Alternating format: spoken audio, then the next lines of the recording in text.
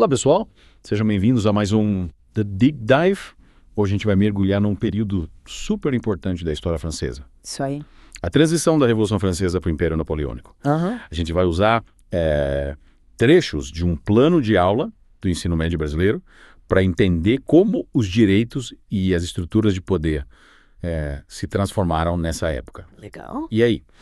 Já se inscreveram no canal? Não esqueçam de deixar o like e compartilhar esse episódio, esse Deep Dive com os amigos. A pergunta que a gente vai tentar responder hoje é: será que Napoleão preservou os ideais da Revolução Francesa? Ou ele foi um ditador que acabou com ela? Uma pergunta complexa. Para entender o impacto de Napoleão, a gente precisa voltar um pouco e analisar as diferentes fases da Revolução. A gente começa com a Assembleia Nacional Constituinte, que limitou os poderes do rei e criou a Declaração dos Direitos do Homem e do Cidadão, um marco para os direitos individuais. E depois? A Revolução não parou por aí? Claro que não. Tivemos a Convenção Nacional, com a queda da monarquia, a execução de Luís XVI e Maria Antonieta, e o período do terror, liderado por Robespierre, uma época de mudanças radicais, mas também de muita estabilidade. Em seguida veio o Diretório, buscando trazer estabilidade depois do terror. Mas essa fase também enfrentou muitas crises e abriu espaço para a ascensão de Napoleão Bonaparte.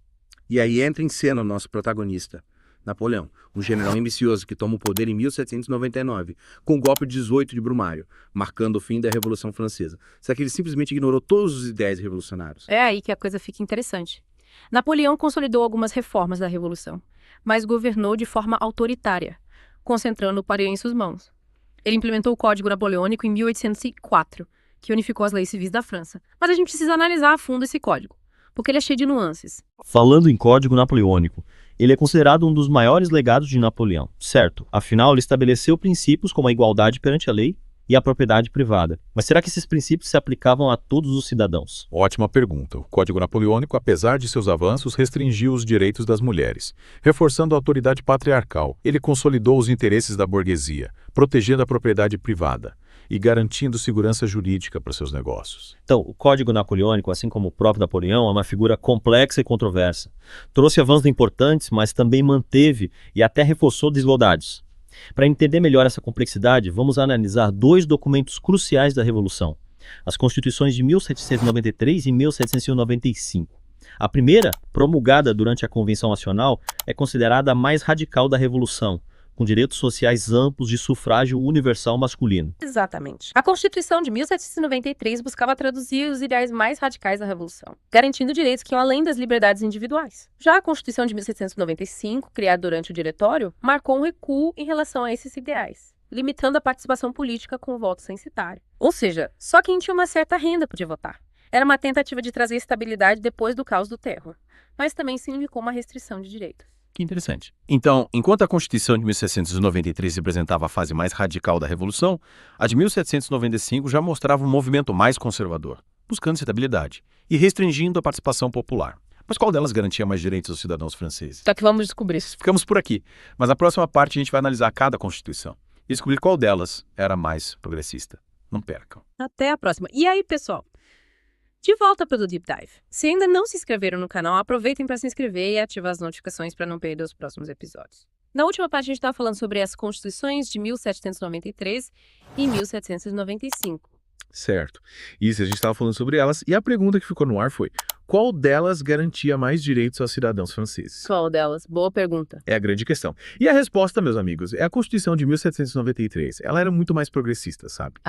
Com direitos sociais bem abrangentes, como o direito à assistência pública, à educação e à liberdade de culto. Interessante. Ela era bem completa. Isso mesmo. A Constituição de 1793 ia além dos direitos individuais, buscando uma sociedade mais justa, mais igualitária. Para vocês terem uma ideia, o artigo 122 da Constituição de 1793 garantia a dívida pública, o livre exercício dos cultos, instrução comum, auxílios públicos, liberdade ilimitada de imprensa, o direito de petição e o direito de se reunir em sociedades populares. Nossa, quanta coisa! E a Constituição de 1795, ela era tão completa assim, tinha tudo isso. A de 1795 era bem mais enxuta. O artigo 1 dela limitava os direitos do homem em sociedade, liberdade, igualdade, segurança e propriedade. Nossa, bem diferente. Bem diferente, né? Totalmente. Parece que a Constituição de 1793 realmente queria uma mudança social radical. E a questão da cidadania, como era abordada em cada Constituição. Outra diferença importante. A Constituição de 1793 era muito mais inclusiva, estendendo a cidadania francesa para estrangeiros que cumprissem algumas condições. Sério? Que interessante. Quais eram as condições? O que eles tinham que fazer? Basicamente, o estrangeiro com mais de 21 anos precisava ter morado na França por pelo menos um ano e se encaixar em algumas categorias. Viver do seu trabalho, adquirir bens, casar com uma francesa, adotar uma criança ou sustentar um idoso. A ideia era integrar os estrangeiros à sociedade francesa. Que visão inovadora para a época, né? Mas me fala uma coisa, e as mulheres? Elas estavam incluídas nesse direito à cidadania ampliado pela Constituição de 1793? Infelizmente não. Apesar de todos os avanços, as mulheres ainda estavam excluídas da cidadania plena em ambas as constituições. Elas não tinham os mesmos direitos políticos que os homens, como o direito ao voto. Que pena. É uma pena que, mesmo no momento de tanta transformação social, os direitos das mulheres ainda não fossem reconhecidos, né? Mas é importante a gente lembrar que a Constituição de 1793 representou um avanço significativo em relação aos direitos e à inclusão social. Sem dúvida. E essa comparação entre as duas constituições nos ajuda a entender as nuances e as contradições da Revolução Francesa. Com certeza. E por falar em contradições, vamos voltar para Napoleão Bonaparte. A gente estava falando do Código Napoleônico implementado em 1804, que unificou as leis civis na França, mas também reforçou o controle patriarcal sobre as mulheres. Exatamente. O Código Napoleônico é um ótimo exemplo de como avanços e retrocessos podem andar lado a lado na história. Ele trouxe avanços importantes para a sociedade francesa, como a igualdade perante a lei e a proteção à propriedade privada, mas, ao mesmo tempo, restringiu os direitos das mulheres e consolidou os interesses da burguesia. Aí, pessoal, de volta ao The Deep Dive. A gente passou as duas últimas partes debatendo sobre a Revolução Francesa, Napoleão Bonaparte, as Constituições de 1793 e 1795. Mas a pergunta que não quer calar é: será que Napoleão foi um continuador da Revolução? Sei lá. Um destruidor? Ou um consolidador dos ideais da Revolução Francesa? O que vocês acham? Compartilhem suas opiniões nos comentários. Essa pergunta é intrigante mesmo.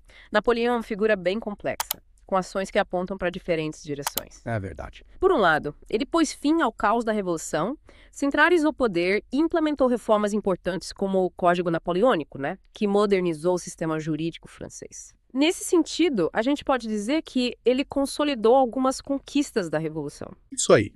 O Código Napoleônico, mesmo com suas contradições, representou um avanço em relação ao antigo regime, a igualdade perante a lei, a proteção à propriedade privada, por exemplo. Foram princípios fundamentais para a burguesia, que se tornava cada vez mais poderosa. Exato. Mas, por outro lado, Napoleão governou de forma autoritária, restringiu liberdades individuais, censurou a imprensa, perseguiu opositores e limitou a participação política.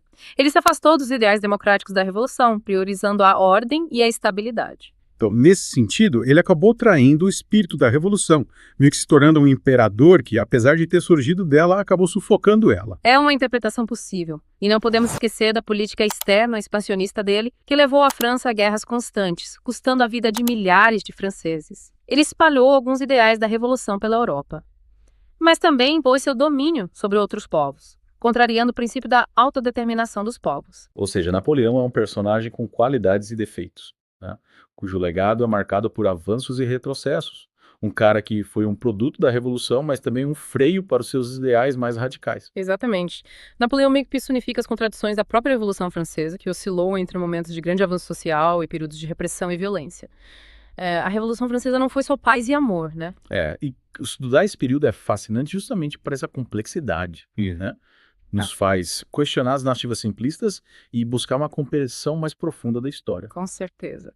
A Revolução Francesa e o Império Napoleônico nos convidam a refletir sobre as nuances da história e questionar os rumos da sociedade. E você, que nos acompanhou até aqui, o que acha?